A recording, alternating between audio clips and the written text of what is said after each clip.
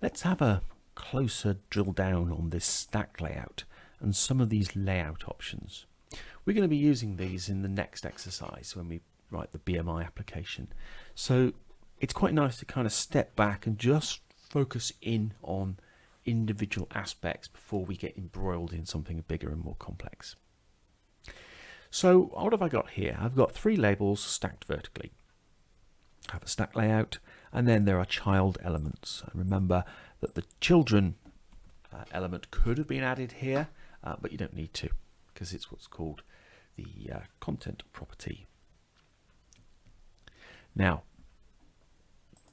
we have 1, 2, 3 labels, all with the same parameters, except the text and the background color. Now, I've added a background color so you can see the extent of the component itself. All right. There's a difference between the space it's got available and the space that it occupies. Okay, so you can think of this as sort of the deeds on a property. You know, you have a rectangle on the ground, that is your space, and within that you might have a house, and it won't fill that space. There might be a bit of garden, or there might be just nothing. All right, so that's the same here. So with the vertical stack layout, the vertical size is set so that it has enough space, or just enough space, to display itself. And I can evidence that if we change the font size to the biggest one, header. The stack layout has looked at the size of that object, this component, and its width, okay, and it's set the space, was reserved the space it needs. Same for 2 and 3. Okay, so let's just bring this back down a bit, otherwise it's a bit unsightly. Okay, let's do the simple ones first. Horizontal options. We've got start. Oops, well, that won't make any difference anyway. We got end, and we got center. Okay, pretty self-explanatory. All right, but they're not the only options. Now, what I should say is that horizontally, if we come back to this idea of owning a space, it doesn't mean that you fill the space. Right? So actually, with the vertical stack layout, there's nothing to the left or the right, so it is actually, as we'll see, allocated the whole width. But we don't occupy the whole width because it may not look right. If you want to occupy the whole width, if you want to spread out up to your borders, you use fill. We've got a couple options, fill and expand. We've got nowhere to expand into. There's no more horizontal space to capture, if you like. So fill and expand are the same. Now we see that the label has filled all of its horizontal space that it's been given. All right. If we want to get the label back in the middle, type HO for horizontal, and up comes the IntelliSense, and we see there's a text alignment within that. And that should put the label back in the middle, or at least the text of the label back in the middle. The label is the whole thing. All right. So already we're seeing that fill means within the space I've been given in that dimension, which is horizontal, spread out. All right, so the actual layout, the actual label itself has stretched horizontally. It was expanded. I should don't use the expand word. Sorry, has filled the available space that it's been given by the stack layout. All right. If we come to, let's do something similar with this one. Let's do fill on that one as well. Now, if I do fill and expand, it makes absolutely no difference. As I said, there's nowhere to expand to. You've already got your space horizontally. And then we'll do the text alignment again centered. So now we've got 2 of them filling the full width, different heights, and the third one same as the second. Okay, so let's now look at the more interesting aspect, I suppose, or more challenging. Because this is a vertical stack layout, as I said, by default, it just gives it the vertical space it needs to display cleanly and still separate from the others. So you notice the white space. Okay, so now we're looking at the vertical options. We've got a couple. We've got the vertical options, and then within that, for the label anyway, there's a text alignment as well. We'll come to that. So vertical options, and what have we got? All these again. Now, if I tick center, it'll just center in the space it's already got, which doesn't look any different. No, looking at the blue one now. All right. So that's not yet interesting. What is interesting, all right, is if I have the word fill in it. Okay. Now, fill on its own will just fill to its extent. But if I do fill and expand, there we go. It expands to all available space and then fills it. Okay. So the key to this, actually, I should say it's not fill, it's the expand word. So we've got a few expands. We've got start and expand. Now, again, it's expanded its territory, but it hasn't filled it. And it's put it at the start of the territory. End and expand.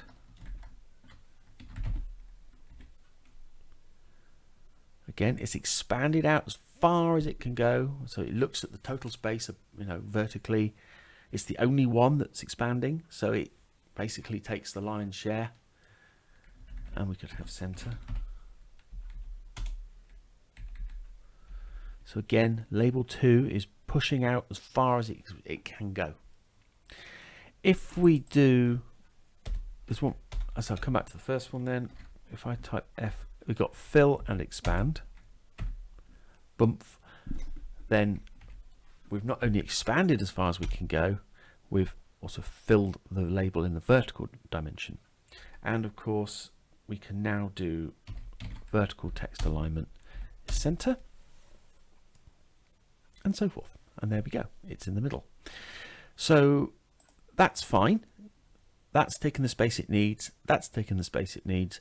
That's expanded its territory as much as StackLayout can give it, and also aligned itself in the center and filled itself out. All right. Okay, what if another one wants to do that? Okay, let's take this one at the top. Vertical options. Again, we're going to look for the expand word. I'm going to do center and expand.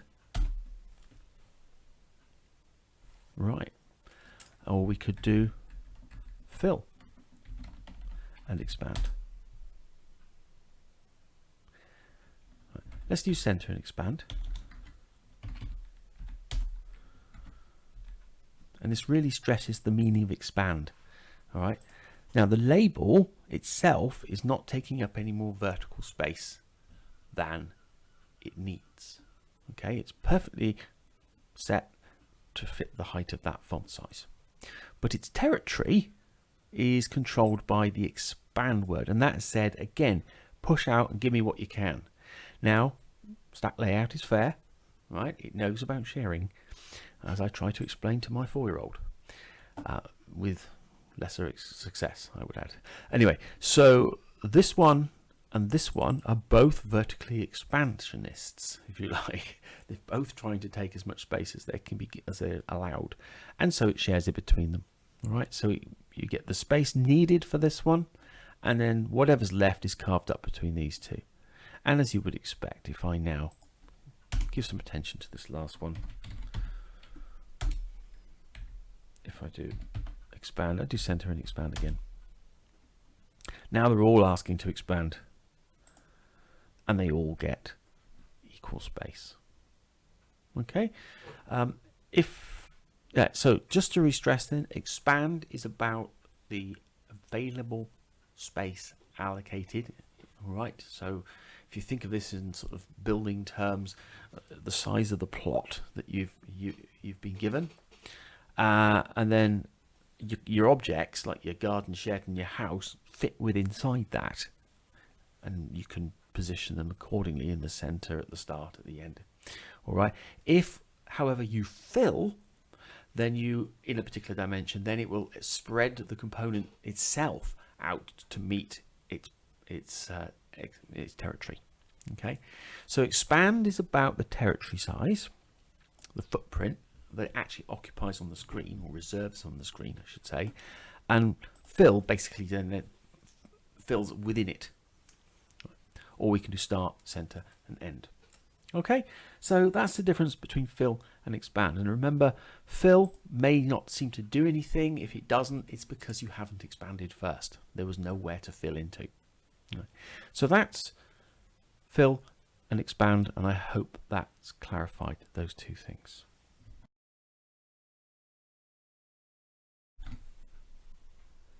Let's now turn our attention to nesting. So this is a vertical stack layout by default. We could have written that explicitly by going orientation equals vertical. So that's an attribute, and nothing changed, no surprise, because it's default. Now let's take these two and lay them out horizontally. All right. Let's just peel this all back. So vertical options, I'm going to remove the vertical options. I'm going to remove this and just put this back. Okay, so very minimalist. There we go. So this thing is now expanding into the available space. They're given what they need. This now occupies this, but it hasn't filled into it. It's just centered within it. Okay. Okay, now these two at the bottom, we're going to have another stack layout. Orientation is horizontal. If I close that tag, it creates the matching end tag. So let's now just cut this out and put it in there, and it even indents it for me. Isn't that nice? How kind. Right, we like kind. And sure enough, there we go. Now this one's able to expand a little further now, because this stack layout is only requiring this height, this very short label height. Okay, now let's set its background color. Light, what should we have? Light salmon. I don't think you'll see anything. There we go. Yeah. So we can see the space that that stack layout is taking. We can control. In fact, it's getting a bit long, so let's start doing this. I like this more anyway. We can do all the usual things. Vertical options equals fill and expand, or center and expand. How about that? So it's just like any other control. It can push back. All right. So just think of it as a rectangle, a container, just like the label or a button, whatever it is. It too can expand and fill.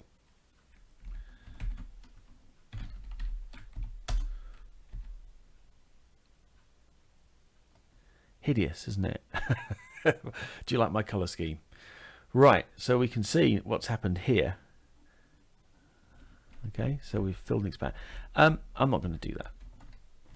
And you can play around and experiment with these things. I will leave the very tasteful light salmon color there for you. It is revolting actually, isn't it? Would you eat salmon that looked like that? I'm not sure I would.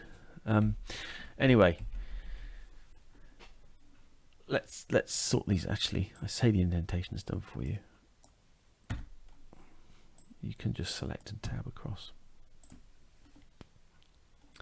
So these two labels are there. If we wanted them in the center, well, we've got a couple options. We can change the stack layout.